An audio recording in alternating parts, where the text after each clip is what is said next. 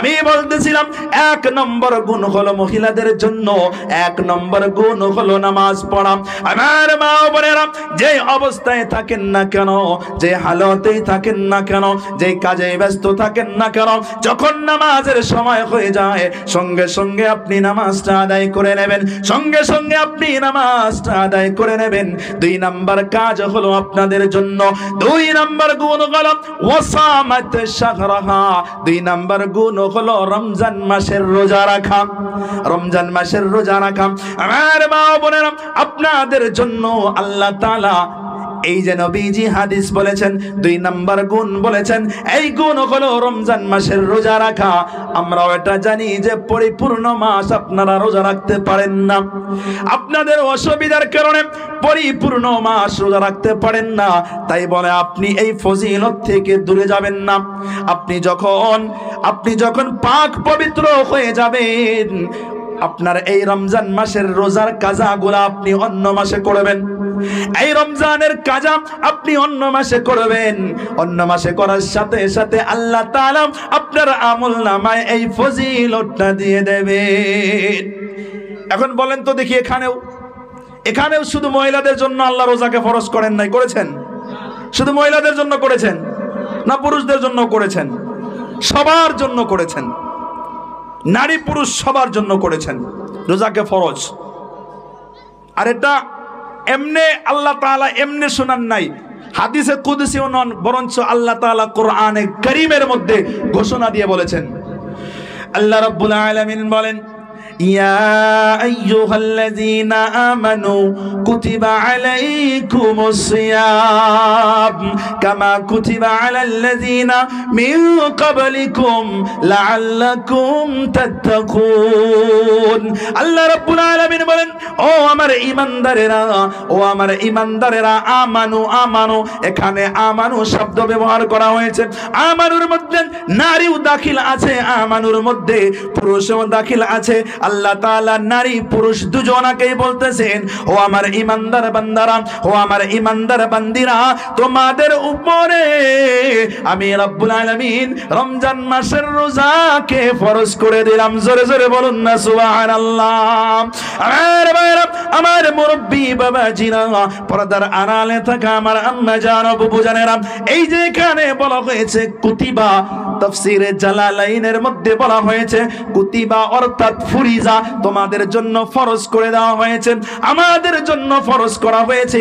আল্লাহর সামনে বলেন, বান্দা শুধু তোমাদের জন্য নয়, তোমাদের পূর্বে আরো যত উম্মত ছিল তাদের জন্য আমি রোজা ফরজ করেছিলাম। হ্যাঁ, তোমাদের রোজা রাখার ধরন আলাদা, তাদের রোজা রাখার ধরন ছিল আলাদা। আমাদের জন্য আল্লাহ তাআলা রোজা রাখার একটা সিস্টেম দিয়েছে, সেটা হলো সুবে সাদিক থেকে নিয়ে সূর্য ডোবা পর্যন্ত কোনো বস্তু খাওয়া যাবে না, কোনো বস্তু পান করা যাবে না, স্বামী স্ত্রী সহবাস করা যাবে না, এর নাম হলো রোজা। এই যে আমার আপনার জন্য এই তিনটি কাজ, এক নম্বর হলো কোনো জিনিস খাওয়া যাবে না, দুই নম্বর হলো কোনো জিনিস পান করা যাবে না, তিন নম্বর হলো স্বামী স্ত্রীর সহবাস করা যাবে না। এই সমস্ত কাজ থেকে বাঁচবে যে বান্দা, এই সমস্ত কাজ থেকে নিজেকে বাঁচিয়ে রাখা, এর নাম হলো রোজা। এখন আমি যদি রোজা রাখি আমার কি লাভ হবে? আমি যদি রোজা রাখি আমার কি ফায়দা হবে? আল্লাহ তাআলা বলেন, লাআল্লাকুম তাত্তাকুন। ও বান্দা, তোমরা যদি রমজান মাসের রোজা রাখো, তোমরা যদি আমি আল্লাহর ভয়ে রমজান মাসের রোজা রাখো, ও বান্দা, তোমরা পরহেজগার হয়ে যাইবা, তোমরা তাকওয়াওয়ালা হয়ে যাইবা। আর সেই তাকওয়া পরহেজগারির মাধ্যমে আমি রব্বুল আলামিনের নৈকট্য তোমরা লাভ করবা। জোরে জোরে বলুন না সুবহানাল্লাহ। আল্লাহ তাবারক তাআলা কোরআনে কারীমের মধ্যে রোজাকে ফরজ করেছেন, শুধু নারীর জন্য নয়, পুরুষের জন্য ফরজ করেছেন। এই রোজা আমাদের সম্মুখে, বেশি দেরি কি গো? সম্ভবত মার্চের 1 তারিখ, মার্চ মাসের 1 তারিখে তারাবি পড়তে হবে, সম্ভবত আর কি মার্চ মাসের 1 তারিখে তারাবি পড়তে হবে। তাহলে 2 তারিখে রোজা হয়ে যাবে। তাহলে শুধু সম্মুখে ফেব্রুয়ারি মাসটা আছে, আর এই মাসে জানুয়ারি মাসের কিছুদিন, এই কয়টা দিন পর আমাদের রোজা চলে আসছে। এই রোজাকে আমরা গুরুত্ব দেই না, রোজাকে আমরা গুরুত্ব দেই না।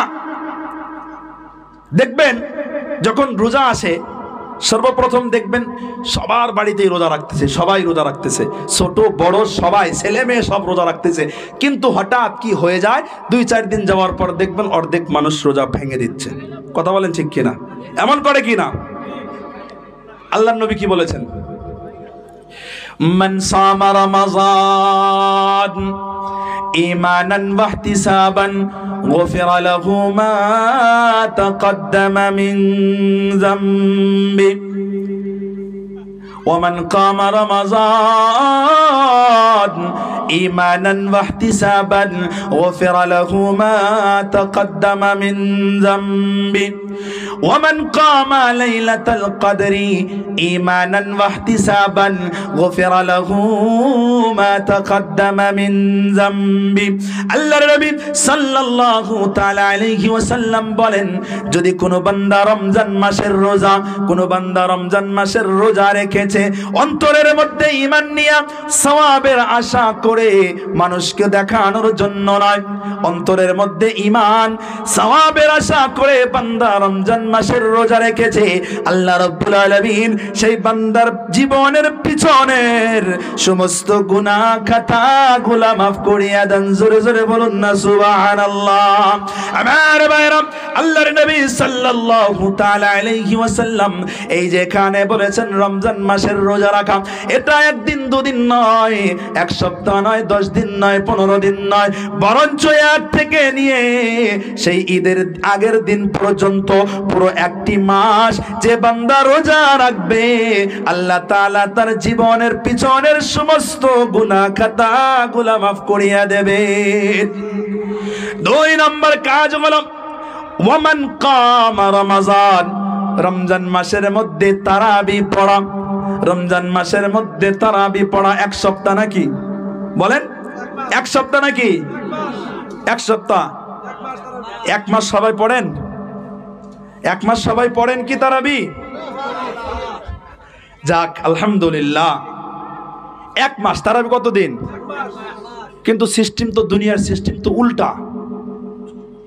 দেখবেন যেদিন প্রথম তারাবি হবে, দ্বিতীয়, তৃতীয় 3 দিন মসজিদে জায়গা হবে না। ঠিক তো? মসজিদে জায়গা হবে না। তারপর 4 দিন 5 নম্বর 6 নম্বর থেকে দেখবেন আস্তে আস্তে খালি, 1 কাতার গিয়েছে, তারপরের দিন আরেক কাতার গিয়েছে, এমন কি শেষে যখন 19-20 এমন হয়ে যায়, তখন দেখবেন যে শুধু মুরব্বি ছাড়া, যাদের এখন হয়তো চলে যাওয়ার সময় হয়ে গিয়েছে, তাদের ছাড়া দেখবেন আর কেউ নেই মসজিদে, আর শুধু ইমাম সাহেব আছে, আর শুধু ইমাম সাহেব আছে, এছাড়া বাকি মানুষ নাই।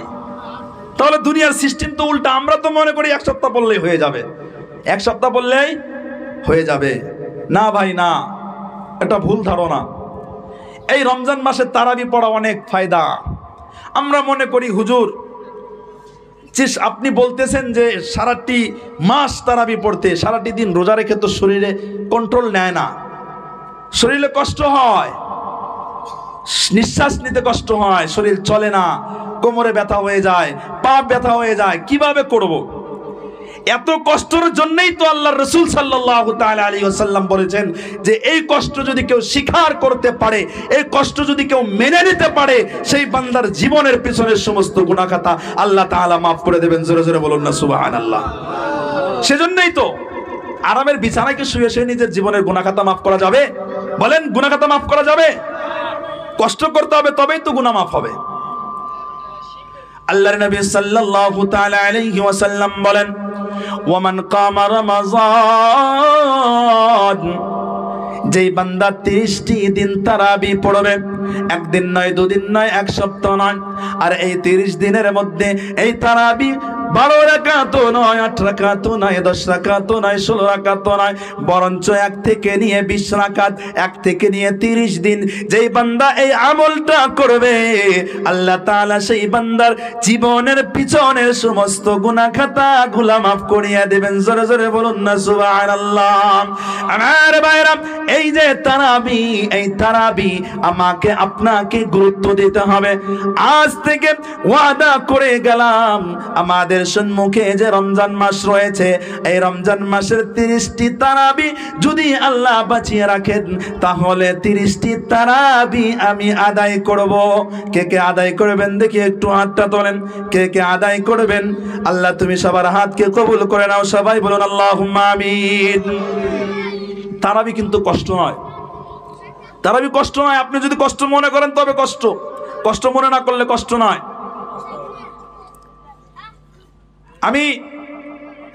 আপনারা তো তারাবি পড়েন পিছনে, হুজুররা তারাবি পড়ায়। হুজুররা কি করে? তারাবি পড়ায়। তাহলে বলতে হয় সারাদিন না খেয়ে সন্ধ্যাবেলা ইফতারি করার পরে এমনি কিন্তু ঢেক চলে আসে। হ্যাঁ, ঢেক চলে আসে কিনা? নামাজের মধ্যে অনেক কষ্ট হয়। আলহামদুলিল্লাহ 11 বছর হয়ে গিয়েছে। আলহামদুলিল্লাহ 11 বছর লাগাতার, আলহামদুলিল্লাহ আল্লাহ পাকের রহমতে এখন পর্যন্ত খতম তারাবি মিস হয় নাই। 11 বছর সব জায়গায় আলহামদুলিল্লাহ তারাবি পড়াই। আল্লাহ পাকের রহমতে 4 বছর কলকাতাতে তারাবি পড়িয়েছি, 4 বছর কলকাতাতে। তো আমরা কষ্ট সহ্য করতে পারি, আপনারা করতে পারবেন না? করতে পারবেন না? আমিও মানুষ, আপনারাও মানুষ, হুজুররাও মানুষ, আপনারাও মানুষ, একই তো। সেজন্য ইনশাআল্লাহ সবাই তারাবির গুরুত্ব দেবেন। তারপর রমজান মাসে আরো একটি কাজ, ওয়ামান কামা লাইলাতাল কদরি ঈমানান ওয়াহতিসাবান গুফিরা লাহু মা তাকদ্দামা মিন যামবি। 3 নম্বর কাজ হলো এই রমজান মাসে একটি রাত পাওয়া যায়। চিল্লায় বলেন সেই রাতটার নাম কি? শবে কদর। শবে কদর। এই শবে কদর কোন দিন হয় বলেন? কয় তারিখে হয় গো শবে কদর? আমরা জানি 27শে রমজান, কিন্তু হাদিস তো আছে 21 থেকেই শুরু হয়। হ্যাঁ, হাদিস কিন্তু আছে, রাসূলের হাদিস। রাসূলুল্লাহ সাল্লাল্লাহু তাআলা আলাইহি ওয়াসাল্লাম বলেছেন যে শেষের 10 দিনের মধ্যে যতগুলা বেজোড়া রাত আছে সেই রাতগুলোতে তোমরা শবে কদর এই ফজিলতের সময়টাকে তোমরা তালাশ করো। আল্লাহর নবী সাল্লাল্লাহু তাআলা আলাইহি ওয়াসাল্লাম সাহাবীদেরকে বলেছেন, ও আমার সাহাবীরা, তোমরা এই রমজান মাসের শেষের 10 দিনের মধ্যে যতগুলা বেজোড়া রাত রয়েছে সেই সমস্ত রাতের মধ্যে তোমরা এই শবে কদরকে তালাশ করো। সমস্ত মুফাসসিরিনে কেরাম, সমস্ত মুহাদ্দিসিনে কেরাম এই হাদিসগুলোর মধ্যে তাতবিক দিয়েছেন। সেই তাতবিক দিয়ে উনারা 27 রাতটাকে নির্ধারিত করেছেন। আমার ভাইরা, অনেক মহিলারা জিজ্ঞাসা করে, হুজুর এই রাতে আমরা কিভাবে ইবাদত করব, কিভাবে আমরা নামাজ পড়ব, কিভাবে এই রাতে আমরা এই নামাজের জন্য নিয়ত করব, এই রাতে আমরা কোন সূরা দিয়ে নামাজ পড়ব? এই যে আমাদের প্রশ্ন, আমাদের অনেক পুরুষদের এই প্রশ্ন থাকে, মহিলাদেরও অনেক প্রশ্ন থাকে। আপনাদেরকে আমি এই 3টা বিষয় স্পষ্ট করে দিয়ে যাই। 1 নম্বর কথা হলো, এই যে শবে কদরের রাত যখন চলে আসে, এই রাতে নামাজ পড়ার জন্য আলাদা কোনো নিয়াতের কোনো জরুরত পড়ে না। আপনি যখন নামাজের জন্য দাঁড়িয়ে যাবেন, আপনি যখন শবে কদরের আপনি এই রাতের নামাজের জন্য, নফল নামাজ আদায় করার জন্য যখন আপনি দাঁড়াবেন, যখন আপনি ওযু করেছেন, তখন থেকে আপনার নিয়াত হয়ে গিয়েছে। আমার ভাইরা, এই যে নিয়াত আবার আরবি ভাষায় মুখ লড়াইয়া লড়াইয়া, জবান লড়াইয়া লড়াইয়া করার কোনো প্রয়োজন নাই। বুঝতে পেরেছেন তো? বুঝতে পেরেছেন? জবান লড়াইয়া লড়াইয়া আবার আরবি ভাষাতে নিয়াত করার কোনো প্রয়োজন নাই। যখন আপনি নামাজের জন্য ওযু করেছেন, নামাজের জন্য যখন আপনি দাঁড়িয়ে গিয়েছেন, তখন থেকে আপনি শবে কদরের নফল নামাজের নিয়াত আপনার হয়ে গিয়েছে। তারপর আরেকটা প্রশ্ন করে যে হুজুর এই রাতে কত রাকাত নামাজ পড়বো? বলে কিনা এমন? কয় রাকাত নামাজ পড়বো? অনেকেই জিজ্ঞাসা করে। রমজান মাসের 27 তারিখে ফোন মানে রিসিভ করা যায় না, এত ফোন চলে আসে। মাগরিব থেকে নিয়ে আসা পর্যন্ত এত ফোন আসে, ফোনের পর ফোন। এই শুধু এই বিষয়টাই। তো এই যে কত রাকাত নামাজ পড়বো, এটাও তো আমাদের স্পষ্ট জানার দরকার আছে কিনা বলেন? দরকার আছে তো? এটাও আজকে স্পষ্ট ইনশাল্লাহ জেনে নেন। এই শবে কদরের রাতে কোনো রাকাত নির্ধারিত নাই। এই সবে কদরের রাকাতে 2 রাকাত পড়তে হবে, 4 রাকাত পড়তে হবে, 8 রাকাত পড়তে হবে, 12 রাকাত পড়তে হবে, এমন কি 20 রাকাত পড়তে হবে, 100 রাকাত পড়তে হবে, এমন কোনো নির্ধারিত নাই।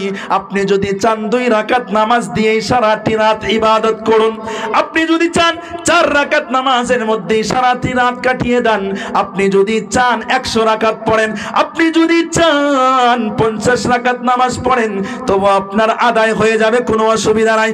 আপনি যদি চান যে কখনো কোরআনে কারীমের তেলাওয়াত করবেন, আবার কখনো তাসবিহ তাহলিল করবেন, আবার কখনো আল্লাহ আল্লাহ জিকির করবেন, আবার কখনো রব্বুল আলামিনের দরবারে 2টি হাত তুলে, মওলার দরবারে 2টি হাত তুলে নিজের গুনাহ খাতা মাফ করার জন্য চোখ থেকে পানি ঝরাবেন।